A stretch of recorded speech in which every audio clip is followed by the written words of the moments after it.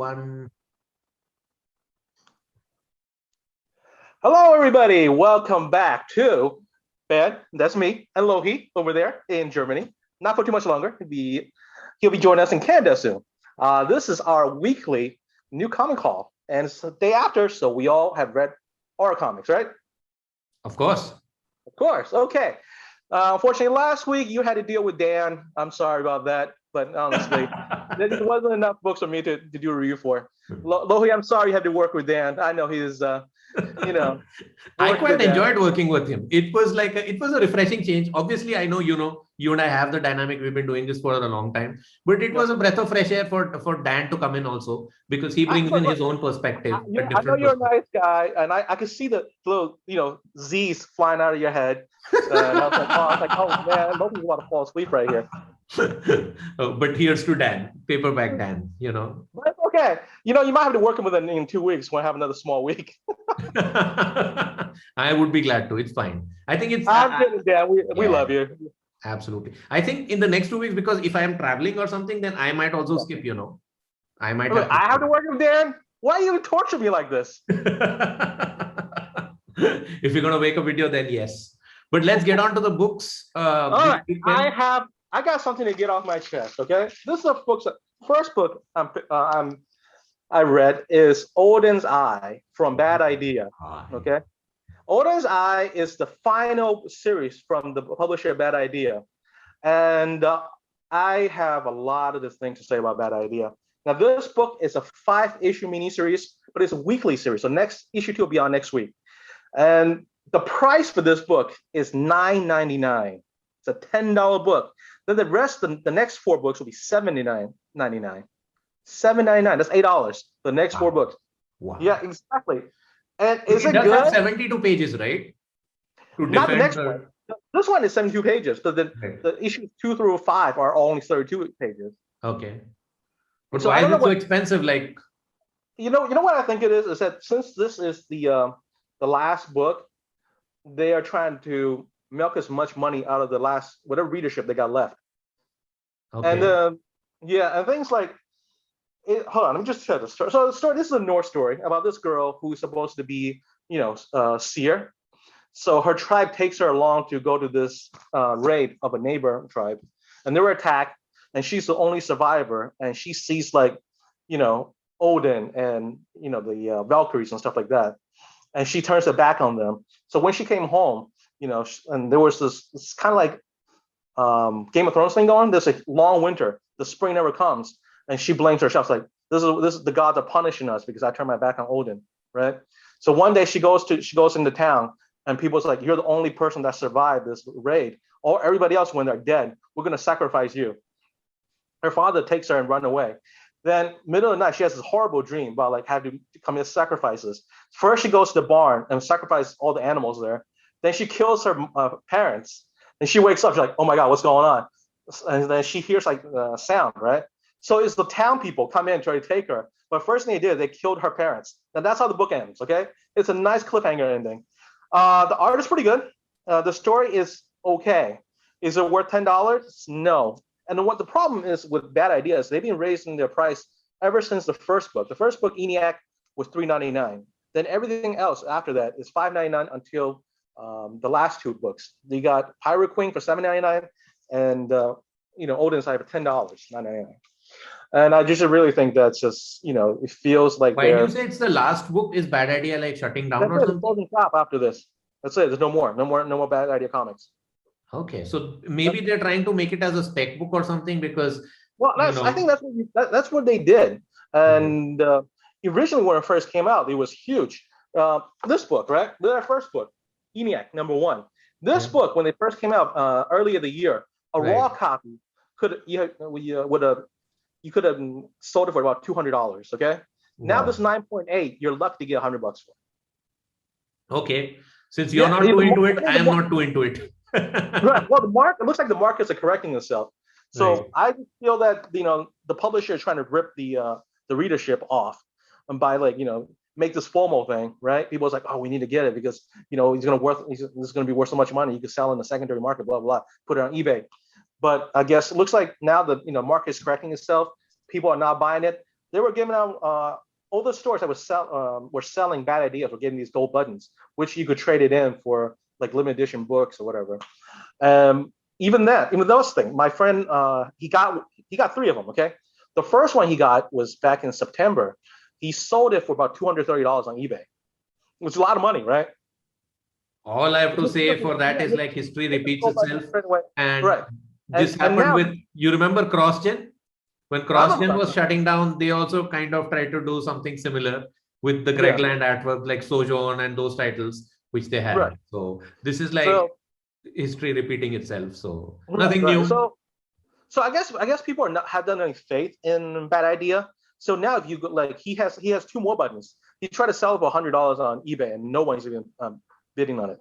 There's no watcher, no bids, nothing. People know better now because like, well, I mean, if you try to redeem one of these gold buttons, are they even going to get the stuff they promised since they're going to close down so soon, right? Yeah. And also, right, exactly. I think that's the whole thing is that the last book, this last series, Odins Eye, right, is a 5-issue mini series. It's not going to expand to 5 months. It's going to be 5 weeks. It just means that they're about to be done. That's it. Over. Game over. Absolutely. I like Nord stuff, but I don't think I'm going to pick this like ever, even if it drops in a trade or something. They're not going to collect. So, apparently, one of their market ploys that they're never going to collect it in, trade paperback or hardcover form. They're just going to, you want it, you got to buy the individual issues. Wow. And that I can only do digitally. I don't even know if it's available digitally, but here's the thing. Once you come to North America, right? Yeah. You can buy stuff eBay, probably cheaper shipping, whatever. Since the demand for this has dramatically fell in the last couple of months, you can probably find like most of them pretty cheap by the time you get here, if you want to read them. Yeah. Okay. And unfortunately, I'm very disappointed by the price gouging and the cheap ploy for this publisher try to get as much money they can before they go out of business. So it's a thumbs down. Okay. So we started off with a bad book. Not a good start, but okay. I mean, there is hope. This week I don't have a lot of good books, but you're the happier, more positive out of both of us. So the reason for that is because I pick my books very carefully. After a lot of study and stuff. I put a lot of thought to it. Like, do I really need it? Do I really want it? Do I really want to follow this? Is there anything? So that's the reason why I end up happy most of the time. I have been disappointed. It's not always all. I will rant on a book which I've got this week. I know the book, and I think we're going to have very different opinions on that book. Right. It's okay. I mean, it's art and it's subjective. You have to remember that. Right. Sure. It's opinion. My opinion is always going to be different. I'm not going to always agree with yours. It's fine. All right. So we're going to do some DC first. Lohit, I only have one DC book this week, and that is Future State Gotham, number 8. Now, I don't read this book, okay? I don't know what this is about, but I bought this book because apparently there's a buzz that this is the first appearance of the next Joker. So this is the only pure spec-worthy reason I bought it. I'm never gonna read this. It's gonna be in this bag and board it. If it's worth money, I'm gonna sell it down the line. That's it. I'm done. Lohit, go on. Future State is done and dusted. I don't think we need to have a conversation of it anymore. It feels a wrong time to release it. Why even do it now? I mean, it doesn't make sense. I have no interest in it anymore. I did read it. I didn't feel a thing. I read the finale of Future State Batman, last issue of Batman, and I had no emotion at all. So it's a pass for me. I'm not gonna think about it like tomorrow. All right. What DC books did you buy? I got like 3 books basically.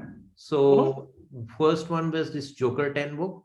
So so this is the first book which I got, and this is basically Joker 10. So this is a continuing series from James Tynion the 4th. So again, this Joker book has been like, this whole series has its ups and downs.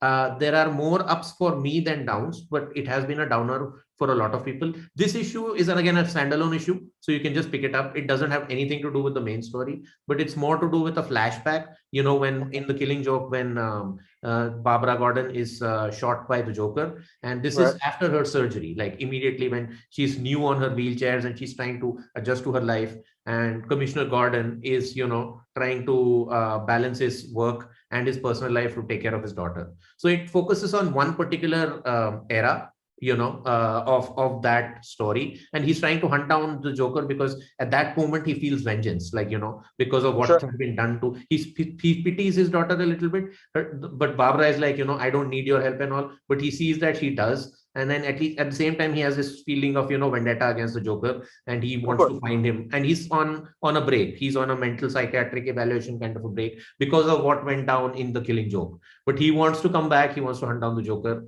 And it's of course he doesn't. At the end of the day, we all know that. But it's a small self-contained story. Emotional high, very high on the emotions. And yeah, I would recommend this. Even if you've not read the entire series, you can go for this. So it's a quick read and it's a fun read, man. That's my first PC book. Does it feel like reading a James Tynion book, or does it feel like reading a Matthew Rosenberg book? It does feel, it's gritty and it's a little bit darker. So it does feel like a James Tynion book. It's one of those issues of Department of Truth or something, where they've just like focused on a certain aspect of a character, a backstory kind of a thing. It's like that, it's a flashback kind of an issue. It doesn't have to do with anything. But if you are a fan of the Killing Joke and all, you want to know, what happened immediately after the Killing Joke, then this is a book for you. So yeah, I still follow it. I think I like it because now they've brought in Matthew Rosenberg also, because James Tynion will move out eventually. So maybe Matthew Rosenberg will take over. And then I think I like the characters. I like the female, Vengeance, basically, who's like the female version of Bane. And there's a punchline story, which is completely skippable. But the main story is still decent for me, and I want to see what they do with the current timeline, And again, we've discussed this several times. There's no need for this to be called this book as Joker. Maybe you can call it as Jim Gordon or something. That makes more sense. I mean, the Joker does make an appearance. We had this conversation before. You just feel like DC's using Joker as name to sell this book more than anything else. Absolutely, I think that's what DC's thought is. But that's all I say about that. And quickly, let's move on to our next one. So the next one I read was this one called Batman, the Imposter. It features basically the screenwriter of the new Batman movie, Mattson Tomlin, and Andrea Sorrentino and Jody Villar are veterans. You can't go wrong with the art. Sorrentino, of course, we're gonna talk about another book if it's later down, but we can't go wrong with the art at least. So Sorrentino is basically from Gideon Hall fame and all. So so along with Jeff Lemire and all, but this is something which Andrea Sorrentino has done individually. I mean, he didn't collaborate with Lemire this time. It was Mattson Tomlin, and so this is like a 3-issue. This is the final issue of this whole series. And why it was hyped up is because it was written by the guy who wrote the screenplay for the upcoming Batman movie. So that's the reason why this is hyped up. But then again, the thing is that it's a very simple plot. So Batman is in Gotham. He's fighting crime. He's in his younger days. At the same time, the crime bosses start hating him, and they say they see a way out. So what they do is they hire an imposter. That's why the title Batman, the Imposter. And there's an imposter Batman who's like hunting down and killing criminals. So Batman has to go and fight the Punisher Batman. And of course, Leslie Tompkin plays a role here. And at the same time, there is this cop. She's an Asian cop, and who's also like, trying to figure out the secret identity of Batman. So it's a good read. It's a fun read. I wouldn't call it like the greatest thing ever, but because it's a final issue, it doesn't pack the punch fully. But I think it concludes very surreally, the way it should have and all. So there's no bombastic like things exploding or something. There's a nice fight between the Imposter Batman and the regular Batman, but there are emotional punches which it gives you. So I think you can read it as a collected edition. It's just 3 issues, so it is going to drop soon. And basically the artwork is awesome because it's Andrea Sorrentino. So you exactly know what to expect, and that's what you get. And the colors from Jody Villar are phenomenal. So yeah, I would say I would recommend it as a trade, but you don't need to like, even if you don't read it because it's an Elseworld kind of a thing, you're pretty much okay, so it doesn't make, so yeah. And the last DC book you got? And the last DC book I got is basically called Betty and Veronica. Oh, I love Betty and Veronica. They just have different names here. Hey, hold on. Before we go on to you talk about bad girls, do you prefer Betty or Veronica? Betty probably. Man, I'm a Veronica guy. Oh. To each his own. You know why? Why? She has money and she got bigger boobs. Well, those are totally apt reasons. In this book, however, you've got Betty played by Stephanie Brown, and Cassandra Cain kind of plays the evilish, devilish. I'm a big fan of Stephanie Brown since her days as Spoiler. Absolutely. So that's cool. Absolutely. So this is again, I think, I don't know. I mean, so the initially, I mean, every DC book I read like the last couple of weeks has been hyping up this book, because in the end, like they have 3 or 4 pages. Oh my God, we're getting bad girls and all. And I like the concept of them, because I think the first time they were introduced was in, I think, the pages of Detective Comics, James Tynion 4, where they were like working together along with this thing with Barbara Gordon, Batgirl. And I think in the pages of Nightwing, we saw that the relationship is blossoming, it's going somewhere. And I think finally in this, they introduced this issue called Bad Girls. Now, Bad Girls, so whereas Nightwing and the Batman issue feels like a mature reader kind of a thing, this Bad Girls issue feels like a, like an Archie comic, or like a teenage focused on younger teens. So it's kind of it looks like a young adult book, similar to what we had like the Kate Bishop Hawkeye kind of a thing. So it's basically that, so the idea is after Future State, there is this whole hacker called Seer, and she's basically taken over the Oracle network. Barbara Gordon is trying to, get it back from her. But at the same time, they all have to like, hide in this apartment complex, in this loft. And they have to stay together because otherwise they'll get detected. So they are undercovers, basically underground. And meanwhile, Barbara is trying to figure out how to, attack, reclaim the Oracle. And Stephanie and Cass are like, so Stephanie is the Betty of the group. Like she's very bubbly and, she's nice and, she spreads all the niceness and she wants to be the top bunk of the bed and all. And Cassandra Cain is like, she's the martial artist and all. But yeah, I mean, so they do have action scenes in this. So the whole idea is them like, getting out of this whole loft, which they're supposed to be secluded in, and having some adventures and then coming back and then, Bob catching them and all. It's a very typical teenage kind of stuff. And even the fights and all, they're not very bloody and gory. So I'm not sure. This is written by Becky Cloonan. So I'm not sure what was the idea here. Like, is it an expansion of the thing? Because it feels like tonally, it is an expansion of what happened in Nightwing and all. But then it feels like it's targeted towards young adult, viewers. I mean, readers, basically. It's not very gory. It's not very dark as usually Bad Girls is. And the artwork also feels a little bit cartoonish, a little bit, it's good. It's fun. It's a fun read. I will probably pick up the next issue. But again, the vibe which I got, I mean, if you're thinking that, okay, this is a Batman or Batgirl related issue, tonally, it's a little bit different. So I'm just trying to set expectations right. It's still a fun read. If you are into, if you don't want like blood spurting out or something like that. It's for a younger reader, right? A more like younger reader. It's a more a younger reader thing. So that's all. So it's perfect for our buddy Tanner, right? Totally. So, I mean, if you have a niece or a nephew or something who's interested in this, then you can definitely recommend this book. So it's a fun book. Wow. So those are my DC books. I'm done with the DC books. All right.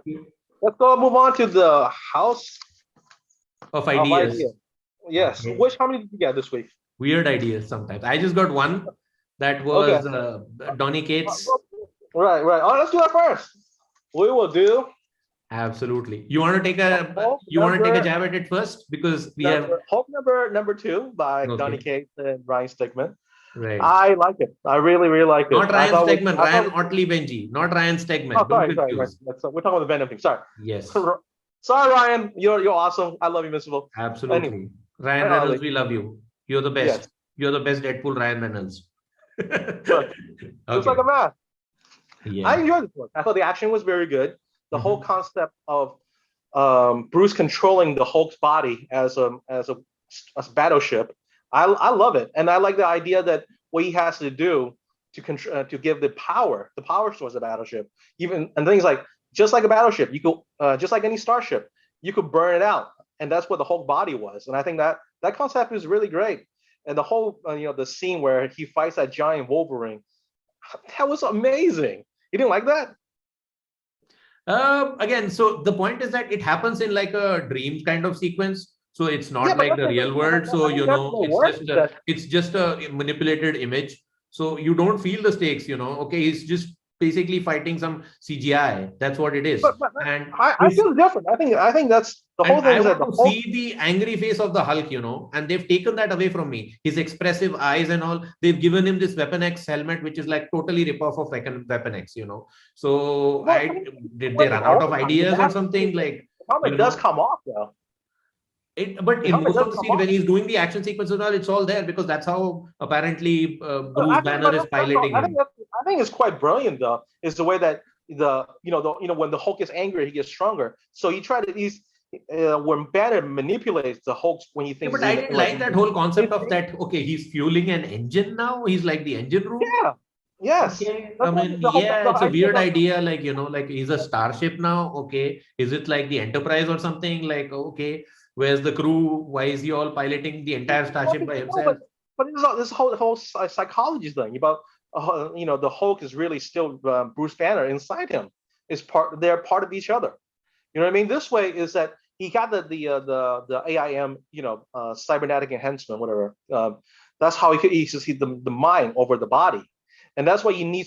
You can't just what is going to fuel him with food? No, but he's like the angry the Hulk gets, the stronger. So that sense of danger when he fights all those Jack Kirby monsters in his mind, that's what fuels the body to be stronger. Able to take more punishment. Also, the characters like the fifth dimension guards, whatever they have in the beginning, that was great. That's right. So when I read that panel, I was like, is this Invincible?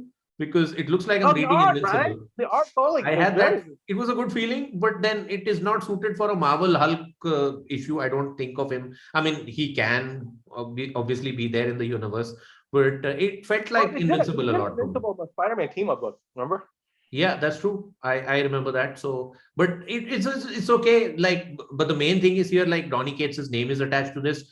If it was somebody else, then I would have dropped it going forward. So it's that Donny Cates' name. I'm sure that he has more ideas inside of his bombastic mind. So let's see where it goes. I like Ryan Otley's art, so I have no problems with it. But the whole concept of the starship and the thing is a little bit hard to swallow for me. Really? Okay, let's ask our viewers who read this book. Yeah, exactly. How did you feel about it? And what are your thoughts? So if any of you read this Hulk #2, please put a comment below and tell us what you think of it. Do you like it like I did, or dislike it like Lohit did? I'd like to read what you guys say. I'll respond. All right, Lohit will respond too. Okay. Thank you. All right. So next book I got is Conan #1. This is, of course, I always want to own this book, right? Of course, it's out of my price range. So this is the only way for me to get a copy of this book. It's Conan the Barbarian #1. That's it. I like Conan. I like Conan. I like Robert E. Howard. I like Savage Sword and all. And that's a good issue to buy. That's okay. Yeah, but it's only for nostalgia, right? You can't like sell it on a spec market or something. It doesn't. There's no value for this. It's no value.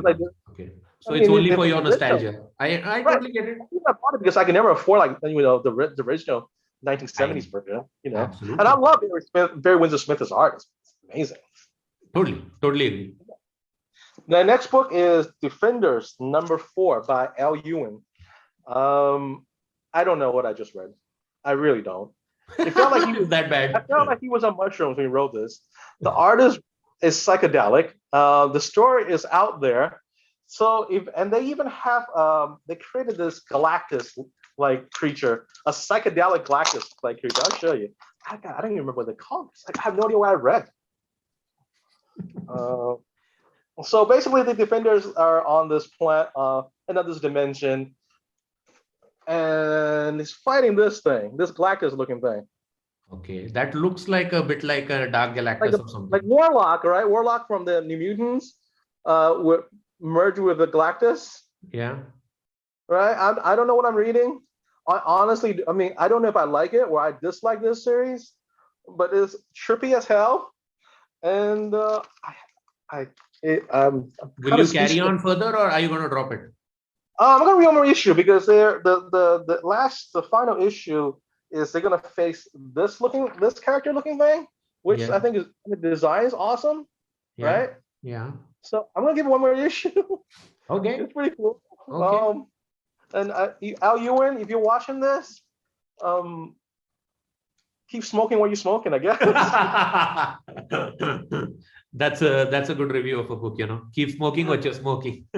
Right. Just do what you're doing. So yeah. And finally, I bought The Thing #2. The Thing miniseries is very good. It's written by Walter Mosley. It's art by Tom Rayleigh. The story right now is that this guy named Bruce has kidnapped the Thing's date and tried to marry her. The Thing has to go to underground. They found a city called New Manhattan, right? Where the Bruce has been terrorizing the people of that place. And somehow the Bruce actually was possessed by the Kindred looking thing from the first issue, making him stronger.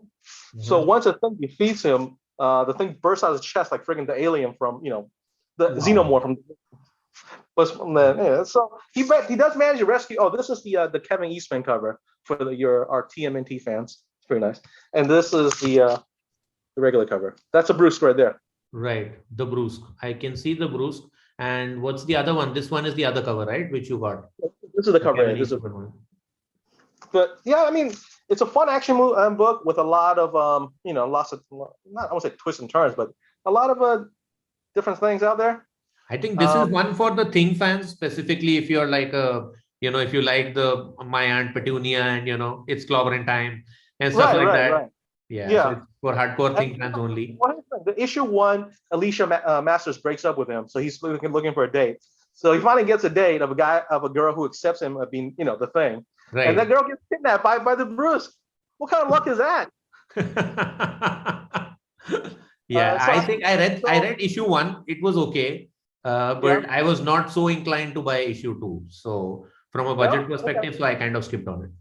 I think I'm going to keep going buying this. I'm enjoying this book so far. It's only a mini series, so let's see where it goes.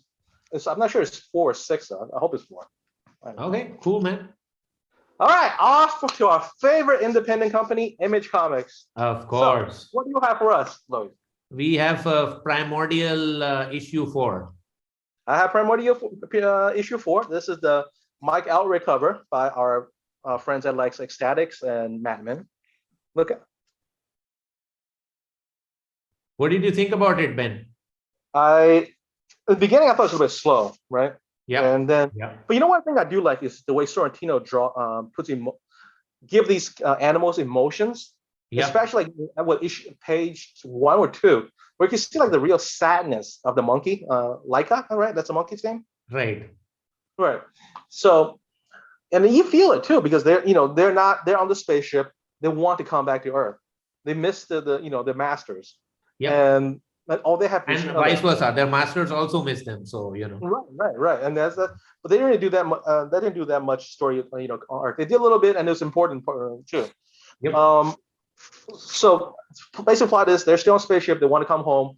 Meanwhile, Earth, the scientists and the Russian woman is trying to contact the spaceship, contact the other animals. The aliens or higher beings has taken them, and then before they, once the Russian, the KGB found them, they managed to send a signal out to send a pin into space. Hopefully the animals will catch them. And they did. And that's how the book ends. And what I really like is that when I think it's the second last page, right? When the pin is going through space. That's the best part. That's the best timeline. You see the time they had the 1956, 58, whatever. You guys go on, and you can see the little things change on Earth. Yeah. I really like that page a lot. Absolutely. That's the beauty of the Andrea Sorrentino art. And that's what keeps this book alive. But I thought that this was more of a stepping stone kind of an issue. So it is it's building up to something. So individually, this issue doesn't matter that much. I mean, it does, but it's building up. Like, I mean, if you just pick this up and you'll be completely lost, like what's going on here. But but I think it's just a bridging gap to the main arc, and I think we are heading. This is the page I'm talking about. That's the best panel. That is the best. Yeah, panel. It's a lovely panel. Totally agree. Yeah. It is the best panel. So You ever released like a oversized edition? I think this is a worthy pickup. but I'll tell you something. I don't know where it's going to go. Like, I don't know either. Yes, and that's what keeps me, what they do is like they have hooks in the end, which keeps me bringing back, like overall, this is kind of a slow issue. You can call it a little bit of a slower issue, but then it's trying to do something. It's trying to bridge the gap to the next one. And I think, so individually, it's not the strongest issue. I wouldn't say that. Like if everything I read this week, then it's not the strongest one. But then it's again, like initially when one came out, I thought it was gonna be like very X-File-ish. But has not been like that at all since. It's not been like that. It does have, your little bit Cold War stuff going, which is nice. Right. But it's mostly about these animals, how they're once they get, once they learn to communicate with each other, the telepathy, how they become more human than human. Absolutely. And they cannot express everything, like they cannot speak like a regular human, but they will use those terms, which really get you, like home. I want to go home. Or something like that, so that kind of expresses what they want to, their intent completely, like they really want to head home and they're trying to find a way to get home and they're stranded and, they're just trying to figure it out and they have no clue where they are. They're on this alien spaceship kind of a thing. So, and they don't see the aliens. So all they have is each other. There's no aliens, it's just all emptiness. It's just space. It's just like a void of some sort, just them. It's kind of a void. Animal thing. Right. So not much to say on this. Not many thoughts here, but I'm pretty sure. I mean, both will buy the next issue, no doubt. Because for sure. Me also, I will buy the next issue for this one. All right. So our next book is Newburn #2, right, Loki? That's correct. Newburn #2 by Chip Zdarsky, art by Jacob Phillips. What do you think? It is a good issue. It builds on the first issue. What was done. I mean, all the characters come back. So again, Newburn is like this again, the detective for the mob, and something else has happened. So whatever crimes happen in the mob, then he goes and solves them. This issue focuses. So there is a overarching story, a mystery which Newburn has to uncover. It's related to arsony, basically, that somebody has. They found out this house full of like millions of dollars worth of heroin. Absolutely, but there's also the second part of the story where did it. Yeah, but that's the mystery of it. But then I like the second part of it where he's trying to recruit this girl called Emily, who's basically whom he met in the first issue. And the idea is that he offers her a job, and she's not too convinced that whether she should take the job with him or not, because everybody whom she meets along the way considers him to be a very dangerous man. So she's thinking like, okay, should I make this decision? Why does he want me, specifically me? And I think I like that part of it more than the mystery. I mean, he does solve the mystery because there is a mystery, but I like that whole aspect. I agree with you on that. I thought the regular story about him where Newburn tried to find who burned down the drug house is kind of bland. It's just like it's just there. Yeah. But it's the smaller stuff between the interacting between Lowell Newburn and the Emily. Emily. I think that's a much more interesting of a story. I'm also not really feeling Jacob Phillips' art. He tried to draw like his dad, but it's kind of like a dollar store version of his dad. It's missing something. Don't you feel that way? Yeah. Yeah. But it's because again, there are no bombastic scenes here. Like there are no splash pages or something. It's again just regular people at work. So but things like Sean Phillips, when he draws even regular stuff, there's something like something that the shades and this is just regular people in regular light and just doing about their job basically from an art perspective. That is what the book is all about. So and he doesn't experiment. I think it's pretty safe to say that there is no experimentation at all. Like, if he has to draw a character, then you will see all the faces, you will see all the shades and all. I mean, there's no the panels like I will see only this half of the page or you'll see the entire thing. It's pretty bland. What be a good term? It's very vanilla. It is very vanilla. That's the right term. Yeah. It is very vanilla. So I'm going to issue 3 because I really do like Chip Zdarsky's writing. Yep. I don't know how much. We'll see what happens. I don't know how much longer I'm going to read this series, but I'm going to give it another issue or 2. Let's see. Yeah, they really need to have some sort of a Sherlock Holmes hook for me to stick with it because otherwise, because it's again, if he just solves like a crime of the week kind of a thing, then I'm out because then he will lose me for sure. Okay, we're done with Image. We're next going to Boom Studio, And Keanu Reeves, man, the Matrix is coming, the Matrix Resurrections. But we've got Berserker, issue number 6. Berserk number 6, co-written with Keanu Reeves and Matt Kent, art by Ron Garney. The art is really good. I always like Ron Garney ever since the days of doing Ghostwriter, and he does not fail here. But I do not like this, okay? Because the story's fine. It is basically another flashback one where a main character is flashback him in this mission in the Ukraine where his helicopter gets shot down. And him and his lone surviving comrade needs to get to safety. And basically he's taking him back, try to go back to where it's safe while remembering everything happened of him in the past in those lands. Again, you know what the problem with this book is? There's no progression. None. I think they've dragged it too much with the same kind of things. So what they do is that they give you these flashbacks. He feels bad about himself. Then in the current timeline, he's put into some mission or the other, which he will automatically. The action is amazing again, as always. And in the end, they will give you like a hook for the next issue. Oh my God! Now we are going to find something about it. Give you a little bit of meat on that bone. It's like, oh, you got to come back and take another bite. But I don't. It's like I'm committed to the series. I want to buy all 12 issues. Okay. I think that people Boom Studio knows that, and that's why they don't like. This should not be a 12-issue mini maxi series. I think they could have done this. Yeah, that's true. So because there's a lot of times there's they'll give you like one issue of stuff going on in the current, then they'll do another issue and a half of flashbacks. I mean, it's nice to know the character's backstory, but you don't really need it that much. You don't need to. I mean, you've given us enough. You've done justice to his backstory and all in that 1 or 2 issues of issue 3 or 4 or whatever it was. But now get on to the main point. I am done with these. And I think one of the reasons they dragged along is that because there's TV, like a Netflix deal or some sort of TV series deal with his character. Is it? Yeah. I did not know that. Okay. Yeah. And I think that's why they want to build the extra source material so that they can do like a 10 episode series. Right? I'll tell you, Ben, it's very simple. It's mathematics. 12 sells more better than 8. But that's the thing is that if the story doesn't need 12 issues, don't drag it 12 issues. It doesn't. But it just makes it boring. Whenever you say like the number 12, I am reminded of the Tom whom I do not like that much. That's Tom King. Stretching everything to 12 issues when you don't need to. You can finish the thing in like 6 or 8 issues and have an excellent book. But you want to stretch it like a rubber band, and that's what I'm getting the feeling with this also, so they better get probably issue 7 or something. They better get to the point, and the problem is they do have like an antagonist, like a bad guy, but he's like one of those professors, the evil professors or something. So I want like probably if they drop in like another immortal, like somebody else who is but evil. It's something, just make something up, Right, it's like what's it Highlander? There's you something like Highlander. Do that. At least do that. Go for it. You got an evil one. Right now, we only have this guy. He's immortal. He can kill everybody. Okay. Yeah, again, I think we both agree it's not bad, but it's not kind bad. of pointless.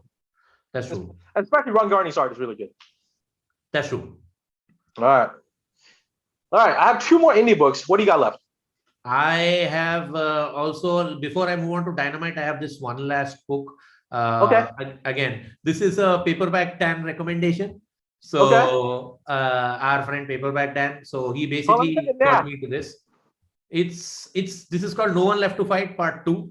So it's basic. This is the first series had like 5 issues. This is the second series, and we are on issue number 3. So the whole idea of this is like, there is this whole tournament, Mortal Kombat type thing, and there is this one victor.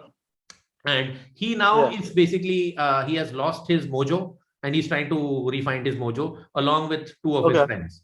And so this issue is like they go to this Raiden kind of character, like the one who knows all. It's a female character. So she's like this overseer and all, and she wants to, fix him mentally. But she wants to reignite his rage and, get his mojo back. And so that's what the whole thing is. So they come to her, they meet her and all, but she's not like what she seems. She's not like completely plain of heart. She has her own agenda, which she tries to do. And it's a good issue. I really enjoyed it. I really like where the story is going. It's got a lot of emotional punches. It's got a little bit of a manga-esque kind of art, and but the whole wait. What did you say? It's got a little manga-esque art? Manga-esque art. Not exactly manga art, but hold on. No, my neck started tingling. Oh, you just said the M word. That's not good. Don't go by that. I mean, it's still good. It is still good, but it's not exactly manga. Have you ever played old school Street Fighter? What is it? Old school Street Fighter, like Street Fighter 2 or something. Yeah. So it's like that. It's precisely exactly like that. So if you can deal with that, then you will love this, to be honest. Sure. Okay. So yeah, so I like it. I don't want to spoil too much about it for people who want to read it, because there are a couple of, the Raiden character, she kind of surprised me. She caught me off guard. It was probably one of my strongest reads and one of my fastest reads of this week also. Cool. Because it was action packed, it was super fast, it just goes with the flow, and they are going somewhere with this. So, there is an idea, there is I haven't read anything else by Aubrey Sitterson. This is my first. I never even heard the writer. I know the series. Again, Paperback Dan got me up on this, and he recommends some good books because he picks up these independent 4 or 5 issue books, and sometimes Dan doesn't read anything. Yeah, he does. Come on, he's not that bad. So. Okay. Absolutely, but you're the best. You're the best. I actually, when this first series first came out, the original series, I was told it feels like very much like One Punch Man, right? It's where when you really don't have any enemies, opponents, and you could just beat them. Yeah. Right. But that's the biggest part, right? It's no one left to fight because people are not there anymore. I mean, he's done everything. They've conquered his great evil. Right. This great tournament is over now. They've won. And this great guy, like the guy who's the champion, he's lost his mojo now. And although there is no evil to fight, but he just wants to reclaim his mojo back. And he's dying and he wants to, he wants to stay alive. He's figuring out a cure. And then what happens? So that's the plot. That's the setup. This is what's happening. I mean, mentally, he's trying to now, they went to a doctor last time, who examined him physically, and he found out that nothing is wrong with him. This is, then they go to this Raiden chick, who's basically thinking okay, something mentally is wrong with him, but she has an agenda too. So it's good. I'm going to follow it up. So yeah, total recommendation. Strongest book. That's Dan's recommendation, people. Go read it. No one left. Paperback Dan pick of the week. But since Dan's not here, we'll pick it for him. He probably gonna pick anyway. Yeah. All right. So for me, my indie book, my first indie book is Gun Honey number 4. This is the final issue of the miniseries. From is this the cover you got? There are many covers here. This is the cover A. Okay. You want to see the other covers? I want to see all of them. Look. Go see the covers. They're hot. Yeah, man. Look at this. I mean, wow. Look at that. I mean, just look at it. Okay. So that's Gun Honey for you. And look at this one. Oh my God. That is like a Sports Illustrated swimsuit magazine. Hey, that's not safe for work. Okay. Actually, I've never seen that cover when I was at Midtown yesterday. Really? Yeah, it is. All right. Come on. Stop gawking and focus on the review, Ben. Stop gawking and focus on the review. I really, like I said, I like this book a lot. So basically, last issue ended where she meets up with one of her brothers who survived the explosion from many years ago. But since he was one that was in the cellar, but he did take a lot of damage. His entire body was all burned up, and he says the only reason he's like, I should be dead, but the only reason I'm alive is that my hatred for whoever did this to our family. So she teams up with her brother, and then the government guy try to find out who's behind everything. It turned out to be someone we read in previous issues. Of course, she does get her and brother does their revenge, and it ends. You get a happy ending. Actually, I enjoyed this book. It feels like. Is it the final issue? Is it the final issue? Miniseries. It's very good. The art is, it's a typical indie art. It's nothing too flashy, but it's pretty good. Mm-hmm. And of course, all the covers are hot, especially the cover issue 1 with the Adam Hughes cover. Right. Can't go wrong with that. So, Gun Honey. It is one of the better books. I will read this. If it ever comes in like a collected edition or something, then probably I'm gonna get it because I like the concept. I like that she's like a female James Bond character, like you mentioned. Right. So yeah, totally up for it. Okay, go ahead. What do you got? I have okay. This is the time when we move into the Lohit's Dynamite picks of the week. So yep. So I like Dynamite books, man, just because I know. they're Every cool. week we talk about this, and I appreciate that you do. It gives us a little Absolutely. diversity when it comes to Just reading. just show some love for Dynamite because these Right. are like they don't you don't need to read these books, but if you're a fan, they're good. They're pretty Yeah. good. Some of the stories are really nice. But then, for And some, example, I and picked most up of them, and most of them got some real. Well, they usually all have really good covers. all of them. Most of them, yeah. I mean, 90% of them have like a nice, sexy woman, female centric Right. character, but they don't like But the important thing is like they don't portray the women like. I mean, of course, it's a little bit good on the eyes, probably the male gaze and Yeah. all. But they don't in the stories they don't portray them as very sexual or something. It's Okay. just for the covers probably, but the stories Well, are you can't need the hard cover they have to heart. lure the people to buy the book. I understand Absolutely. that. Yeah. But look at this. Like this is done by again Lucio Perillo. We mention him almost every week. But does so many of the He Dynamite does hot chick covers. exactly. And his art is sublime, man. He knows how to draw these characters, Vampirella, be it Barbarella, or all these characters. And I just the way when I look at them, I mean, okay, there is the female aspect of it, and I like Red Sonia. That's a different thing.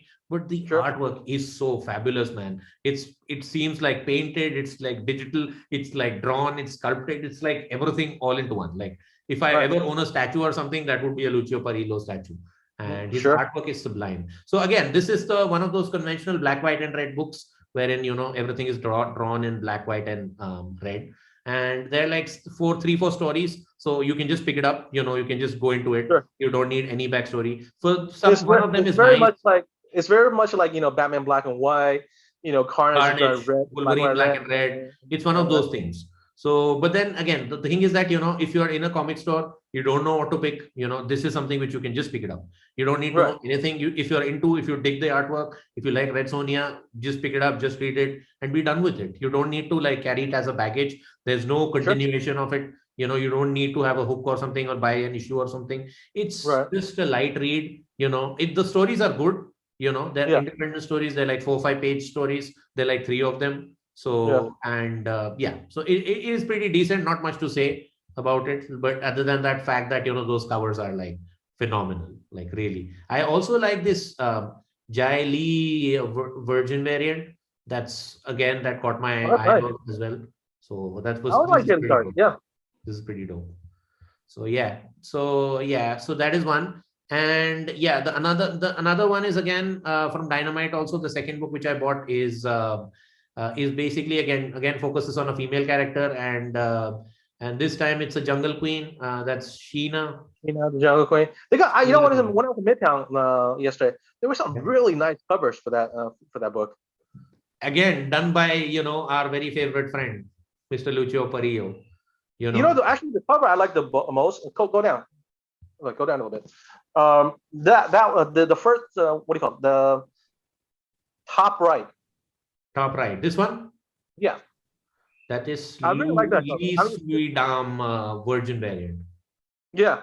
That's the one that's a person that did all those. Gives me like so many Poison Ivy vibes that it's fun. And it's also the one that shows the least amount of skin too. But something about this book, this cover this real appealed to me. Absolutely. So so this is the main cover again, the Lucio Perillo one.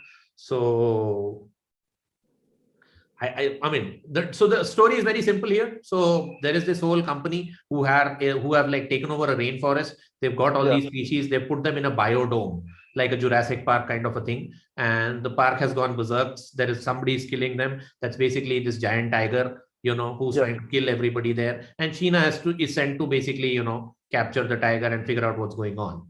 So and it's basically a battle between the tiger and Sheena. It's an action-packed, explosive issue. Again, you don't have to have any emotion with it. You can still enjoy it. It's just badass babes kicking ass. As simple as that. Right. Nothing else. So, but artwork is sublime, and there is a simple story to it. It's not very complex or something, but the characters are fun. I'll continue with it. And that's basically it. Yeah, so I think those are the Dynamite books I read this week. All right. So then the last book that is Stranger from Scout Comics. Ranger Stranger. Ranger Stranger. Ranger Strangers. Stranger Danger. All right. Ranger Stranger, it's has these little short stories filled with dark and sometimes immature humor. Okay, here, let me read it to you. So here we got the first story is called The Laughing Man. So you got this guy and this girl, they're on the boat, right? Fishing. Uh-huh. All right. All right. I'll read the dialogues to you, okay? Yeah. It's pretty bad. So the guy says, "Do you remember that time when I pulled the chair out and Ranger Stetson fell backward, hit his head and died, and everyone laughed?" And then the girl's like, "Of course, it was hilarious." Then the guy's like, "I know. The DA feels the same way when I've been given the Man's Laughter Award, highest honor bestowed on a forest ranger. I imagine it's like someone when the queen knights somebody." And she's like, "Man Laugh Award? Don't you mean manslaughter?" Oh, the guy's like, "Oh fuck, that makes more sense." So Oh it's my like God. that. Yeah, it's pretty funny actually. If you're like I said, the jokes are either very dark or very sophomoric, and it's always surround this three characters. There's a beaver, a little girl, and a park ranger, and it's actually a fun read. It's not what I expected at all, but they're all like 2-page stories. I couldn't even find it on the solicitations, man. So okay. Really? Yeah. But Comics. Scout Comic is not a small. It's a decent publisher. Okay. Okay. I don't see it anywhere. I do see Bad Idea. I see Vault. I see Titan. But I don't see Scout Comics there. So Weird. unfortunately, so it is okay. So Ranger Stranger, people. If you're like an immature kid who likes dark, offensive stuff, this is the book for you. So Cupcake Tanner. I think it's too dark for him. Okay, it's too dark for him. Okay. You read one. Come on. Okay. So so do you have any other books to review, Ben? That's it. And Lohi, once again, nice to have you back. This team is the best. We're the best. Before we go, I just have one question. What was your pick of the week? My pick of the week is Hulk #2. Sorry, buddy. I loved it. How is this possible? Yeah. Okay. It is what I mean. If you liked it, then you liked it. I would go for probably Joker 10 was pretty strong. Followed by Batman Imposter #3. That was pretty strong. And No One Left to Fight volume 2 issue 3. That was pretty strong. So those are my 3 picks of the weeks. Sounds good to me. Absolutely. Sorry, and what was your weakest book? For me, the weakest book was not exactly it was not exactly Hulk 2, but I think it's Primordial 4 because it ended too soon. And I was expecting a lot more bombasticness to it, like as an independent issue, which I didn't get. So I would probably put that as my weakest. Unlike you, my 3 books is actually Hulk, The Thing, and Primordial. Those are 3 books I actually enjoyed the most reading this week. Right. What did you not like? I think it's probably the new age Joker book. Probably I am. Odins Eye, and Odins Eye. Yeah. Okay. Got it. I think I'm done talking about Bad Idea. It's just a bad idea to talk about them. And the whole thing is this whole year with them is just a whole gimmick, try to suck money out of people. Right. And like a sucker, I fell for it too. Anyways, so here's the question: people out there who's been watching this, what new comics have you read this week, and what do you recommend us to read if we haven't picked it up? Please leave a comment below. And that's it. And do the YouTube things like liking, sharing, and subscribing. Yes. Thank you. It means a lot to us. Comment, like, and subscribe. Hit that notification bell. Bing. Bing. And we will see you next week. Thank you for everything. Lohi, thank you very much, my friend. Absolutely. So happy to have you back, Ben. Thank you.